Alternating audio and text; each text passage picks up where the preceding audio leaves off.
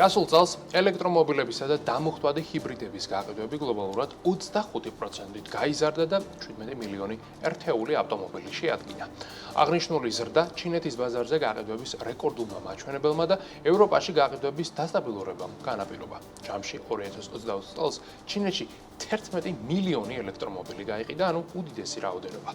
მიუხედავად იმისა, რომ მთლიანობაში ელექტრომობილების გაყიდვები გლობალურად მნიშვნელოვნად გაიზარდა, კონკრეტულ სახელმწიფოებში ზრდის დაღმავალი ტენდენცია შეინიშნება. მაგალითად, გერმანიაში ზრდის ტემპის შემცირებაზე დიდი გავლენა იქონია მთავრობის მიერ ელექტრომობილების სუბსიდიების გაუქმება.